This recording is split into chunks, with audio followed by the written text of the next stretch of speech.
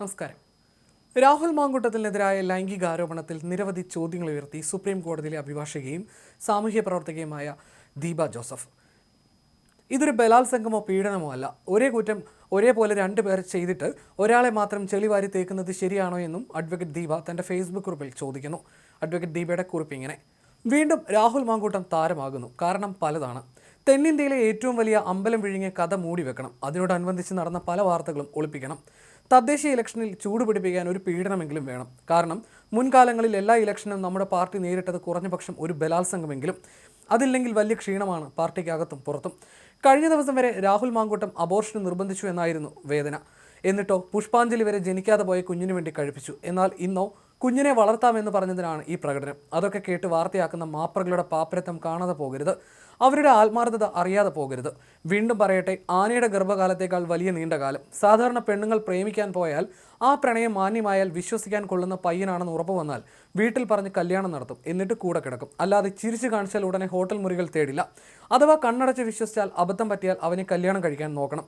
അതിന് വീട്ടുകാരുടെ സഹായം തേടണം. അല്ലാതെ നാടകത്തിൻ്റെ കർട്ടൻ പൊക്കും പോലെ പരസ്പരം എഴുതി തീർത്ത വാട്സപ്പ് ചാറ്റ് സോഷ്യൽ മീഡിയയിലിട്ട് കളിക്കുകയല്ല ചെയ്യേണ്ടുന്നത്. ഇതിപ്പോൾ വൈരാഗ്യം തീർക്കാൻ അല്ലെങ്കിൽ സ്നേഹം നടിച്ച ഒരുത്തനെ പാട്ടിലാക്കി അവനെ നശിപ്പിക്കാനുള്ള ശ്രമം മാത്രമാണെന്ന് അരിയാഹാരം കഴിക്കുന്ന ആർക്കും മനസ്സിലാകും. അഥവാ അങ്ങനെ ഒരു പെൺകുട്ടി ഉണ്ടെങ്കിൽ വനിതാ കമ്മീഷനുണ്ട്, നിയമ സംവിധാനങ്ങളുണ്ട്, നീതി തേടൂ.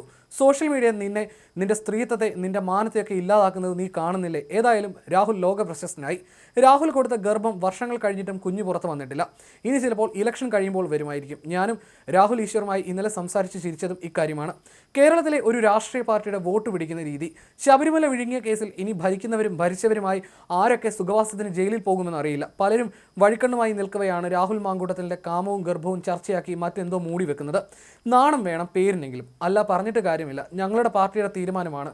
ഞങ്ങൾക്കെതിരെ അശ്ലീലമൊക്കെ വേണം. രാഹുൽ തൻ്റെ പ്രവർത്തനം തുടരുക. അസൂയയും ഭയവുമാണ് തൻ്റെ പുറകെ ഓടുന്ന പട്ടിക്കൂട്ടങ്ങൾ വെറുതെ കുരയ്ക്കാൻ കാരണം. ഇതിപ്പോൾ ലോകമാസകലമുള്ള പുരുഷന്മാരെ അപമാനിക്കുന്നത് പോലെയാണ് എനിക്ക് തോന്നിയത്. ശ്രദ്ധിക്കുക, പുരുഷന്മാരെ പറ്റി മാത്രമാണ് പറഞ്ഞത്, രാഷ്ട്രീയ അടിമകളെക്കുറിച്ചല്ല.